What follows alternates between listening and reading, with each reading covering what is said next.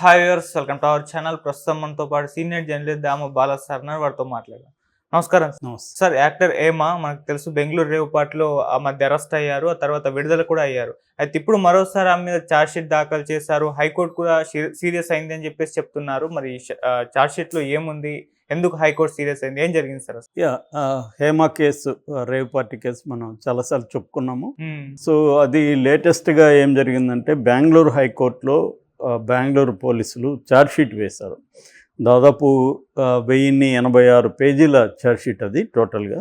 So ఇందులో ఏంటంటే వాళ్ళు కంప్లీట్గా ఈ కేసుకు సంబంధించి ఇప్పటి వరకు జరిగిన విచారణని దాంట్లో క్రోడీకరించి అసలు కేసులో ఏం జరిగింది, ఎవరెవరు దీన్ని ఆర్గనైజ్ చేశారు, ఎవరెవరు డ్రగ్స్ తీసుకున్నారు, దానికి సంబంధించిన ఆధారాల మెడికల్ రిపోర్ట్లు, వాళ్ళ వాంగ్మూలాలు ఇవన్నీ కూడా దాంట్లో సబ్మిట్ చేసినట్టుగా మనకు తెలుస్తుంది.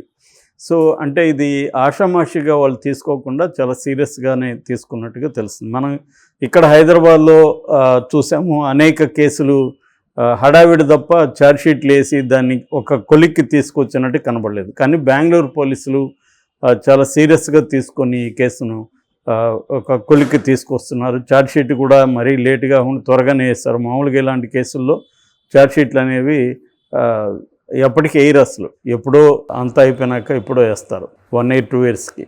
సో ఇది అట్లా కాకుండా చాలా వేగంగానే వీళ్ళు చేశారు.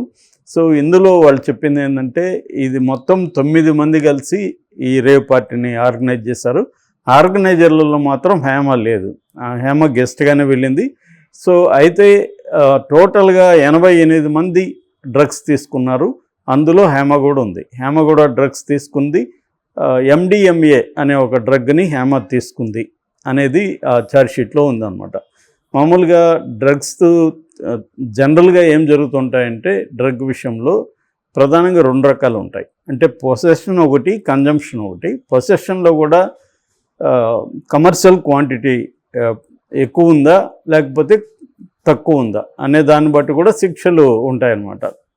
ఈ నార్కోటిక్స్ అండ్ సబ్స్టాన్సెస్ యాక్ట్లో ప్రధానంగా ఈ 2 విషయాలు ఉంటాయి. కమర్షియల్ క్వాంటిటీనా లేకపోతే మినిమల్గా తీసుకున్నారు అనేది ఒకటి. రెండోది డ్రగ్ కన్జ్యూమ్ చేసిన వాళ్ళందరూ కూడా శిక్ష పడేది తక్కువే ఉంటుంది. వాళ్ళని జనరల్గా ఏం చేస్తారంటే విక్టిమ్స్గా పరిగణించి వాళ్ళని రిహాబిలిటేషన్ సెంటర్కి పెడతారు మామూలుగా అయితే. కానీ ఇక్కడ హేమ విషయంలో అట్లాంటి రిహాబిలిటేషన్ సెంటర్కి ఏం పెట్టలేదు పోలీసులు. అంటే ఈమె రెగ్యులర్గా తీసుకుంటుంది అన్న విషయాన్ని వాళ్ళు నిర్ధారించినట్టు కనబడుతుంది. మామూలుగా ఫస్ట్ టైము అలాగ డ్రగ్స్ తీసుకుంటే ఒక్కోసారి మనం ఫ్రెండ్స్ ప్రెజర్ వల్ల పార్టీలకు పోయినప్పుడు ఎవరైనా తీసుకోవచ్చు. కానీ అది హ్యాబిట్గా మారిపోయి అడిక్షన్గానే వదిలితే మాత్రం ఖచ్చితంగా వాళ్ళని రిహాబిలిటేషన్ పంపించాలి. అట్ ద సేమ్ టైం వాళ్ళకి శిక్ష పడే అవకాశం కూడా ఉంది. సో ఇప్పుడు ఈమెకు ఆల్రెడీ జైలుకి వెళ్ళిందామే, రిమాండ్కి పెట్టారు.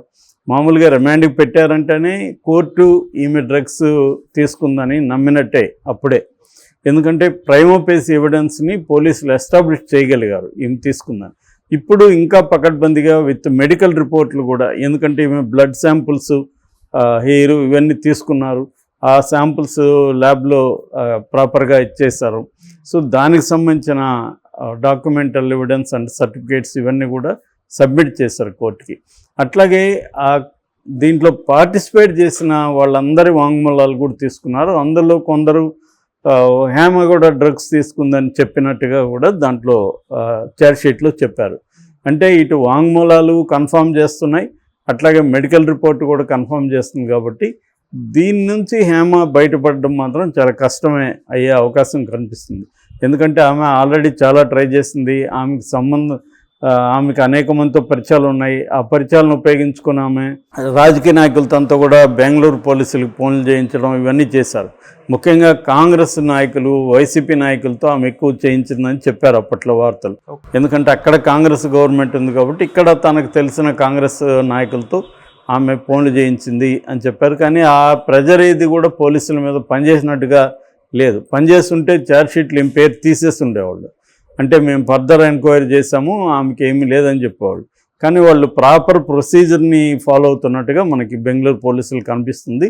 సో అందువల్ల వాళ్ళు ఈ ఇన్వెస్టిగేషన్ అంతా కూడా ఒక సైంటిఫిక్గా వెళ్ళారు. అంటే ఈ డ్రగ్ అని అనలైజ్ చేయడం దొరికాయి. ఆల్రెడీ కొన్ని 3-4 రకాల డ్రగ్స్ దొరికాయి.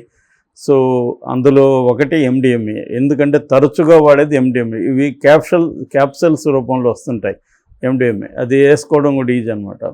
సో MDMAది ఎక్కువ ఉంది. అట్లాగే గాంజా, లిక్విడ్ గాంజా కూడా దొరికింది. అట్లాగే కొన్ని రకాల డ్రగ్ పౌడర్స్ కూడా దొరికాయి వాళ్ళకి. సో వీటన్నిటిని అనలైజ్ చేశారు. అనలైజ్ చేసి ఈమె బ్లడ్ శాంపుల్స్ అవన్నీ తీసుకోవడం ద్వారా ఆమె ఖచ్చితంగా MDMA తీసుకున్నది అనేది నిర్ధారణకు వచ్చారు. మామూలుగా ఈ మధ్యకాలంలో బెంగళూరులో కావచ్చు, హైదరాబాద్లో కావచ్చు, మనకి ఎట్లాగైతే డ్రంక్ అండ్ డ్రైవ్లో దొరికినప్పుడు ఎట్లాగైతే టెస్ట్ చేస్తారో అట్లాగా ఇప్పుడు డ్రగ్ది కూడా టెస్ట్ చేయడం అనేది చేస్తున్నారు. అటువంటివి లాస్ట్ ఇయర్ తెప్పించారు ఇక్కడ కూడా, హైదరాబాద్లో కూడా. సో వాటి ద్వారా ఇప్పుడు ఏమవుతుందంటే ఎవరు డ్రగ్ తీసుకున్నా ఇమ్మీడియట్గా తెలుస్తుంది. దాని తర్వాత ఇంకా సైంటిఫిక్గా వెళ్ళాలంటే బ్లడ్ శాంపుల్స్ తీసుకొని అక్కడ ల్యాబుల్లో చేస్తున్నారు. ఇది తీసుకున్నారా లేదా అనే విషయం తేలుతుంది. అట్లాగే క్వాంటిటీ కూడా మెజర్ అవుతుంది. ఎంత తీసుకున్నారు, ఏ స్థాయిలో వీళ్ళు తీసుకున్నారు. రెండవది వీళ్ళు హ్యాబిచ్యువేటెడా కాదా, అంటే డ్రగ్స్ రెగ్యులర్గా తీసుకుంటున్నారా కాదా. ఇది వచ్చేమో సైంటిఫిక్ ఎవిడెన్స్. రేపొద్దున ట్రయల్ స్టార్ట్ అయినాక ఆ డాక్టర్లకు సంబంధించిన వాళ్ళని కూడా సాక్ష్యాలుగా పిలిచే అవకాశం ఉంది. అట్లాగే వాంగ్మూలాలు ఎవరైతే ఇచ్చారో వాళ్ళని కూడా కోర్టులో ప్రవేశపెట్టి చేయాలి.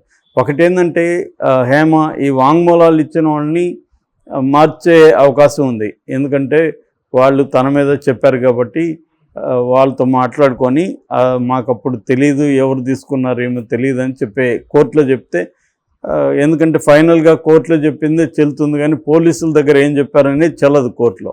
సో కాబట్టి అదే ఒక ఛాన్స్ ఉంది ట్రయల్లో. కానీ ఈ మెడికల్ రిపోర్ట్స్ని వీటినన్నిటిని మ్యానిపులేట్ చేయడం మాత్రం కష్టమవుతుంది. ఆల్రెడీ హేమ అమాయకురాలు, హేమ డ్రగ్స్ నాకు అలవాటే లేదని ఆమె చాలాసార్లు చెప్పింది. ఈవెన్ మీడియా మీద కూడా కోపం ఆమె వ్యక్తం చేసింది. నాకు అసలు ఇప్పుడు నేనేదో ఒక ప్రొడ్యూసర్ ఫ్రెండ్ పిలిస్తే బర్త్డే పార్టీ ఉందని పిలిస్తే వెళ్ళానని చెప్పింది తప్ప ఆమె తీసుకున్నానని చెప్పలేదు. యాక్చువల్గా 100+ హాజరైతే దాదాపు 88 మంది తీసుకున్నారంటే దాదాపు 90% పైన తీసుకున్నట్టే. అంటే వీళ్ళు తెలిసే వెళ్ళారనేది కూడా అర్థమవుతుంది మనకి. అక్కడికి వెళ్ళినాక అమాయకంగా ఎవరో ఏదో ఇచ్చారు నాకు తెలియదు అనేది అని కూడా లేదు. క్లియర్గా ఈమె తీసుకుంది కూడా తెలిసి తీసుకుంది. ఇప్పుడు ఏమన్నా బుక్కాయించవచ్చు అంటే అక్కడ వాళ్ళు నిర్వాహకులు నాకు డ్రింక్ ఏదో ఇచ్చారో ఆ డ్రింక్లో కలిపి ఉండొచ్చు నాకు తెలియదని రేపు కోర్టులో ఆమె ఆర్గ్యూ చేస్తుంది. సో అందువల్లే ఉంది ఇదేని. కానీ ఇక్కడ ఏంటంటే సర్కమ్స్టాన్షియల్ ఎవిడెన్సెస్ అండ్ వీళ్ళ వాంగ్మూలాలు ఈ రెండు కూడా ఆమెకి యాంటీగా ఉన్నాయనుకో అప్పుడు కొద్ది కష్టం అవుతుంది. సో జనరల్గా ఈమె ఏం చేస్తుందంటే ఈమె కానీ వీళ్ళ లాయర్లు కానీ వాంగ్మూలాలను మార్చుకునే విధంగా చేస్తారు. రెండవది నేను యాక్టివ్గా నేను తీసుకోలేదు, నాకు డ్రింక్స్ ఇచ్చారు, ఆ డ్రింక్స్లో కలిపినట్టు ఉన్నారు, నాకు అలవాట్లేదు తీసుకోలేదు అనేది ఆమె చెప్పే అవకాశం ఉంది. సో అంటే వీళ్ళ వైపు నుంచి ఆర్గ్యుమెంట్ అయితే, ఎందుకంటే ఇప్పుడు తీసుకోలేదు అని చెప్పలేరు, ఎందుకంటే ఆల్రెడీ మెడికల్ రిపోర్ట్లు ఉన్నాయి. తీసుకున్నట్టయితే కన్ఫర్మ్. అయితే తీసుకోవడం వాలంటరీగా తీసుకుందా, తన నాలెడ్జ్తో తీసుకుందా, లేకపోతే తన ఏదో ఒక డ్రింక్ ఇస్తే ఆ డ్రింక్ తాగితే దాంట్లో కలిపి ఇచ్చారా, అది వితౌట్ మై నాలెడ్జ్ అనేది ఈమె ఆర్గ్యుమెంట్ బిల్డ్ చేసే అవకాశం ఉంది జనరల్గా. ఎందుకంటే ఈమె ఇప్పుడు కన్ఫెస్ అయితే అవ్వదు కదా అక్కడ, నేను తీసుకున్నాను అని చెప్పే పరిస్థితి ఉండదు. సో నాకు తెలియకుండానే నేను తీసుకున్నాను అనేది ఎస్టాబ్లిష్ చేయాలి. సో ఏదేమైనా ఈమె మళ్ళీ అరెస్ట్ అవుతుంది లేదా జైలు శిక్ష పడే అవకాశం కూడా, ఎందుకంటే స్పీడీ ట్రయల్ జరగబోయే అవకాశం కూడా కనిపిస్తుంది. ఎందుకంటే Bengaluru one of the drugs hub అనమాట. మనకు కూడా చాలాసార్లు హైదరాబాద్ కూడా బెంగళూరు నుంచి వస్తుంటుంది. సో గోవా, బెంగళూరు, మంగళూరు ఇటు, ఎందుకంటే ఇక్కడ ఈ సీ పోర్ట్లు ఎక్కడెక్కడ ఉంటాయో వాటికి అన్నిటికీ కనెక్షన్. మన వైజాగ్లో చూసాం, గుజరాత్లో, అహ్మదాబాద్లో కూడా విపరీతంగా డ్రగ్స్ దొరుకుతున్నాయి. అలాగా బెంగళూరులో కూడా మంగళూరు నుంచి బెంగళూరు వైపు బలంగా వస్తున్నాయి. కాబట్టి దీన్ని అరికట్టడానికి